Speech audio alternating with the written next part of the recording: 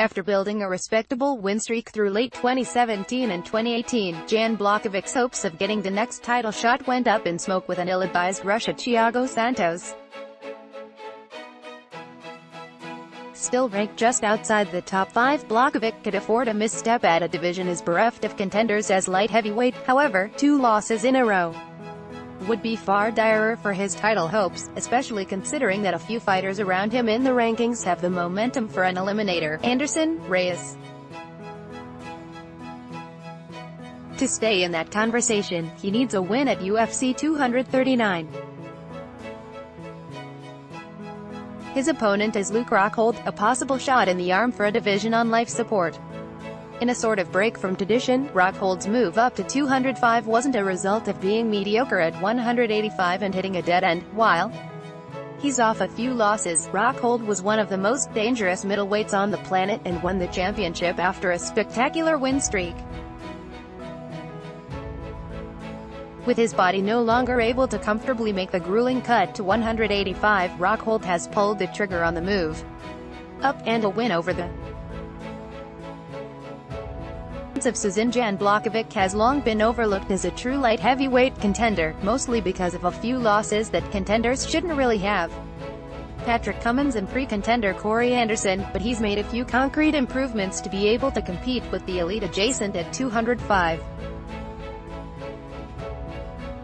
A division that has proven woefully stagnant, Błachowicz doesn't need much momentum to get back in the talks as a potential challenger to Jones. In fact, one great win might do it, and Rockhold would probably qualify.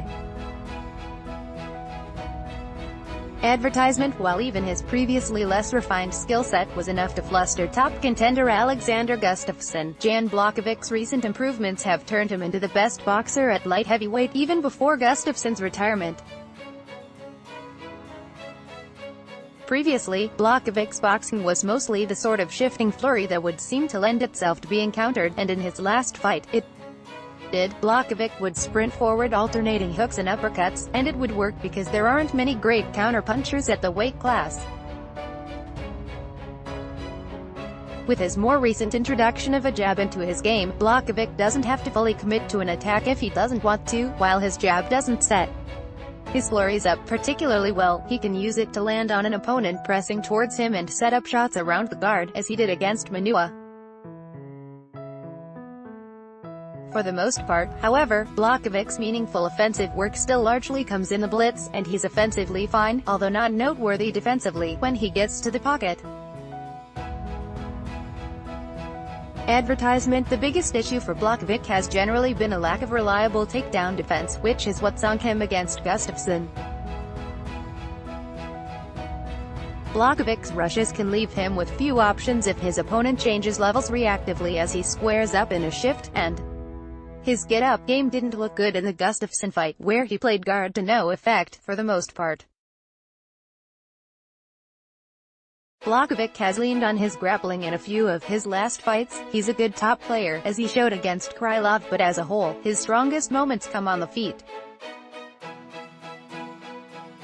Skylar. After his loss at the hands of Yoel Romero in February 2018, the public seems to have latched onto the notion that Rockhold has been conclusively figured out between his massive upset knockout to Michael Bisping and his loss in Australia, as well as the trouble he had with Dave Branch. It seemed unlikely that he'd get back to the belt that he lost at UFC 199. Combined with a weight cut that seemed to grow more brutal on him with each fight, a move up was the obvious choice, where middleweight was top heavy, light heavyweight was sparse, and any durability issues could possibly be ironed out by not dehydrating himself to death's door on the day prior. The Błachowicz fight will serve as the first test of that notion, but also as a way for Rockhold to jump straight into contention with a win. Rockhold doesn't bring too many tools as a striker, even in his sort of fight, but he uses those tools to their full potential, and he's extremely potent offensively. Rockhold was a gigantic middleweight, which likely translates to being a well-sized light heavyweight, and his range plays a large part in his success as a striker. As a rangy southpaw, Rockhold can fairly easily hop back as his opponent chases him and punish charges with a backstepping right hook, which is by far Rockhold's most polished punch, and definitely the one he throws the most. If his opponent is content to stand at range, Rockhold pushes forward behind a strong kicking arsenal off his rear leg.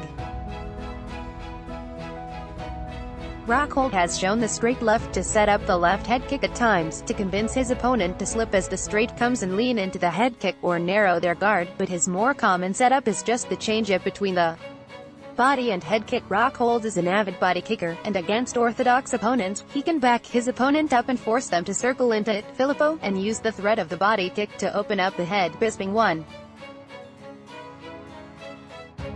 Advertisement. Rockhold can win fights with just his striking, but his best asset is unquestionably his top game. Rockhold is not only as sound positionally as anyone on top and an extremely talented scrambler, his striking from on top is arguably the best in the promotion. Even if they survive to the end of the round, Weidman, Machida, the victims of Rockhold's ground assault, aren't the same afterwards, but his lack of a dedicated wrestling skill set introduces some issues in accessing his game. Rockhold has a solid takedown from the body lock, but he generally relies on his opponents either initiating the clinch themselves, branch, to use it, and he otherwise just takes takedowns as they're given to him, such as with catastrophic mistakes like Weidman's spinning kick.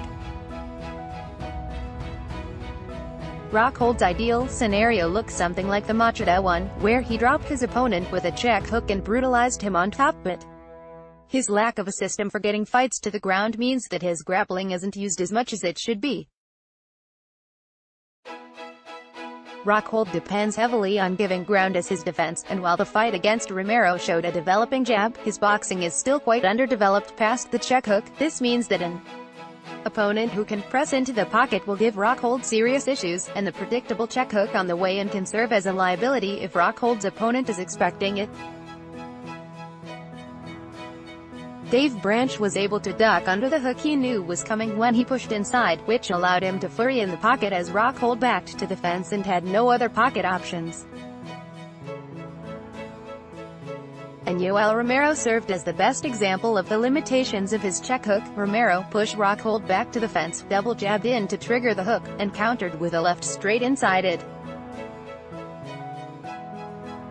Rockhold's game isn't cohesively built and he does have a weak range, but taking advantage of that requires some craft on the part of a pocket boxer. Conclusions. In capping, while the best boxer at 205 should cause Rockhold issues in a broadly conceptual sense, Jan Błachowicz' approach seems decidedly suboptimal for dealing with Luke. Błachowicz generally relies on the jab at range, which is difficult to leverage against a southpaw who keeps distance as long as Luke's. Not only are the applications of the jab totally different, when the lead hand has to contend with the opponent's lead shoulder, Błachowicz will need to close Rockhold down to find much use and will be conceding kicking range in the meantime. Błachowicz' flurries work well against fighters who aren't comfortable on the counter, such as Gustafsson, but that sort of shifting on the front foot hurts him massively against capable counterpunchers. While Rockhold isn't the most diverse in that respect, Błachowicz doesn't put himself in position not to get check hooked as he sprints forward, as the Santos finish showed. Advertisement. In addition to Rockhold's ground game, where Błachowicz isn't particularly strong from the bottom, Błachowicz has no margin for error. While it's entirely possible that Rockhold just whiffs on the check hook and runs into the fence to get beaten up, Błachowicz hasn't shown the craft in closing distance to make it particularly probable. Prediction: Rockhold vs UP2. This writer caps Rockhold at -170. Advertisement. Luke Rockhold could meet Chris Weidman in light heavyweight rematch. We'll see down the line. John Jones forecasts fights with Luke Rockhold. Johnny Walker after Thiago Santos. Luke Rockhold sees himself walking right through Jan Błachowicz at UFC 239. Let's block ads.